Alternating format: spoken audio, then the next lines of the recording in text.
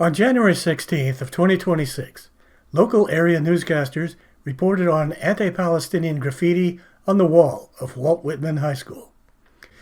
All the TV stations sought out Zainab Chaudry for a comment on this story, and therein lies a tale. Islamophobic and anti-Palestine graffiti found on the side of a local high school. Tonight, local leaders are calling for accountability.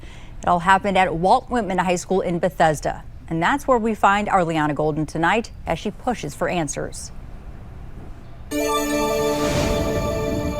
Well, in just a second, we'll show you what was written here on Walt Whitman High School in Bethesda. Those words, of course, have already been covered up temporarily. The school's principal says there is a work order in progress to have it completely removed from the property. Unfortunately, students who are in our public school systems oftentimes feel erased, feel marginalized, feel targeted. The director of Maryland's Council on American Islamic Relations, or CARE, speaking to me virtually Friday about this Islamophobic graffiti on the side of Walt Whitman High School. There's an expletive towards Muslims, followed by, quote, "Nuke Palestine," with a Star of David symbol. For students to have to wake up and come to school to the news that their school was defaced with this kind of messaging, hateful messaging, divisive messaging, it just sends a really horrible message. We've got Director of Care Office of Maryland, Zainab Chaudry, joining us now. I'm just reading a little bit of what the school was saying in response, but first let's start with CARE's response to this. Deeply troubling. Our primary concern, obviously, is the safety and well-being of the students who attend the school, specifically Muslim and Palestinian Arab students and allied students who support Palestinian human rights, especially in this political climate where we're seeing an uptick in violence targeting our communities. It's just very troubling to see that students would have to face this kind of messaging on the side of their school. Yeah, I mean, deeply troubling. Also troubling to see throngs of anti-Semitic messages also across Montgomery County. So condemning all of it here. But the principal's saying that if this is in fact a student, that this would be handled in a disciplinary matter. Does CARE agree with that? We trust that the process will work.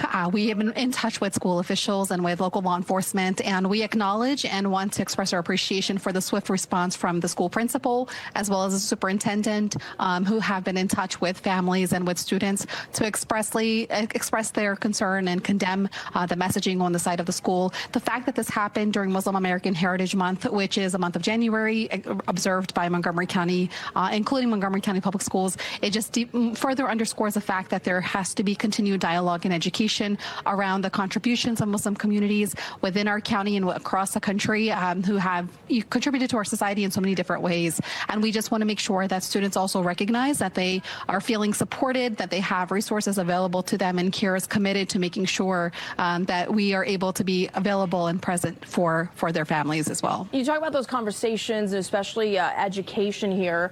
What are you looking for, if anything, from Montgomery County Public Schools and hopefully an alliance with CARE? Yeah, we've offered free resources, including free Know Your Rights trainings, free trainings related to hate bias and bullying prevention. We offer free anti-bullying trainings for students and educational institutions across the country as well. And just basic general guidance on how to navigate these kind of situations. We want to make sure there's also culturally competent, trauma-informed care and resources made available to students who may be directly impacted. Unfortunately, there has been a long history of the erasure of Palestinian students from our educational institutions, and there's just been a very difficult conversation in many school communities where many students have felt erased, they have felt silenced, they have felt, especially during the ongoing 2.5-year-long genocide in Gaza that has been funded by our tax dollars in the United States, that many students feel that they have not been centered, that their voices, their concerns have not been centered in conversations related to human rights. So we just want to make sure that, we are doing our due diligence to call for an appropriate investigation, and that whoever is responsible for this is held accountable. And we send a strong message that this is not acceptable, not in Montgomery County, not in any of our states, not in our country. All right, Zainab, thank you. We know Montgomery County Police are investigating here, and we'll be waiting for the conclusion of that investigation. Let's move on now. Council on American Islamic Relations appreciates the swift response. I think it also just underscores the fact that there is a lot more work that needs to be done to make sure that we're pushing back against these kind of hateful, divisive voices emphatically. One of the students who I had a conversation with, said something really powerful, and he said that, we don't want people to get in trouble. We want them to understand why what they did was wrong. But somehow TV stations, in particular Maryland's WJLA, forgot about Chaudry's August 12, 2024 statement on hateful graffiti. What started as a cool and calm Sunday outside Bethesda Elementary School took a turn when this graffiti was spotted on and around school property. Sunday's incident is the latest of many in Montgomery County. Swastikas were drawn on student desks at 3 separate schools last year, and before that, graffiti was painted outside Walt Whitman High School, also in Bethesda. These acts of vandalism all preceding this display of graffiti all over Union Station during Israeli Prime Minister Benjamin Netanyahu's visit to D.C. last month. 7 News reached out to the Council on American Islamic Relations for comment on today's incident. It reads in part, quote, "The graffiti is an unfortunate symptom of the growing frustration with the Israeli government's ongoing 310-plus day-long brutal genocide in Gaza. We support efforts to clean up the vandalism, but the stains etched on the chapters of our nation's history by the Biden administration's funding of the Israeli government's indiscriminate bombing, torture camps, and other crimes against humanity will never be erased." She justified the anti-Semitic graffiti, but condemned the anti-Palestinian graffiti. TV stations also seem to have forgotten Chaudry was removed from a hate crimes commission for flat-out engaging in hate speech. Here in Maryland, critics are calling on a member of the state's Hate Crimes Commission to be removed after a series of Facebook posts about Israel. Paul Kessler reports the Maryland director of the Council of American Islamic Relations says her words were distorted and are distracting people from the loss of life in Gaza. These are some of the posts from Zainab Chaudry that have some calling for her to be removed from the state's Hate Crimes Commission. The people who are using this opportunity to distract from the core issue don't recognize or value Palestinian human lives. On the day of Hamas's attack in Israel, Chaudry used the term "the uprising in Palestine," and 2 days later referred to Palestinian freedom fighters. Libet specifically referenced Chaudry's October post comparing Israel to Nazi Germany. Anytime you start comparing the actions of Israel to Nazi Germany, it's anti-Semitic. Chaudry spoke with WJZ last week, calling for a Johns Hopkins doctor to lose his medical license over social media posts calling Palestinians animals. He's now on leave. She says the two cases are very different. I have a responsibility to speak truth to power and to expose the injustices and the double standards that are existing in our society. Even when she was given the opportunity to apologize or retract these statements during a commission hearing on what to do about her being a member of the group, she couldn't do it, and babbled incoherently instead. Thank you, Mr. Chair. This question is for Ms. Chaudry. In November, you stated, quote, "that moment when you become what you hated the most," in reference to Israel, comparing it to Nazi Germany. Have you retracted those statements? Thank you, Delegate, for that question.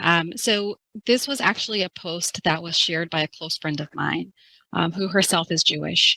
And I think that in her post, she had drawn parallels between what we're seeing in modern history or modern day and present day in Palestine with Nazi Germany.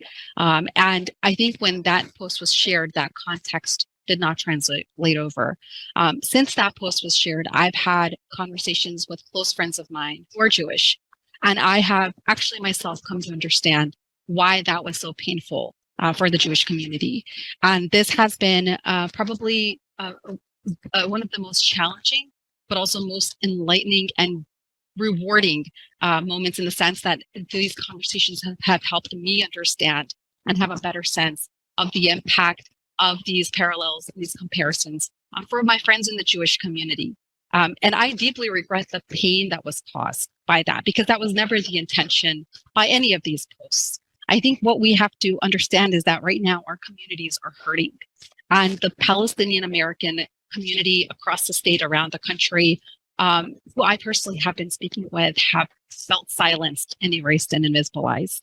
And so those perspectives are part of the mandate that my organization carries.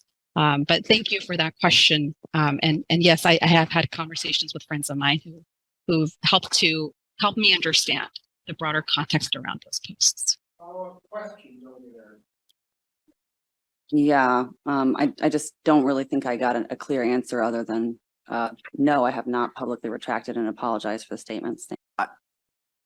Yeah, I don't even know if I want to ask this based off the last question. I mean, days after the attacks, there were statements made by yourself about comparing or suggesting Hamas terrorists are freedom fighters.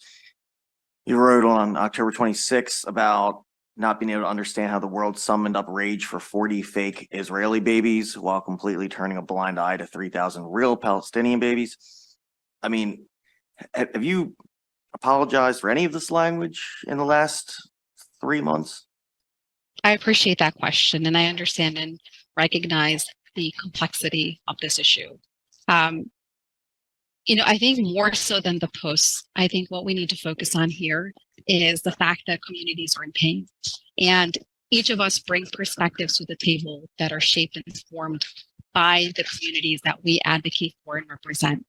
And unfortunately, over the course of the last several months, as my organization has been advocating for members of the Muslim and Palestinian Christian and Muslim communities, we have seen a silence in terms of how how their pain has not been centered and recognized and acknowledged. And if we were to sit down and just tackle each post one by one, it would be easy to go into the context and share the nuances and provide additional information on what inform those specific posts. But I think more importantly than that, I think what matters is that we center the pain and the trauma and the anguish of the communities that are hurting and in pain right now. And through this commission, moving forward, we recognize that in order for this commission to be able to carry out its objective, that it is able to humanize communities that have been consistently dehumanized, that have consistently been subjected to hatred and vilified and censored and erased and removed from spaces of especially authority and power. And they haven't had the opportunity to have closure because of that pain and trauma, which is ongoing, which is lingering and ongoing for many members of our communities. Thank you for that question.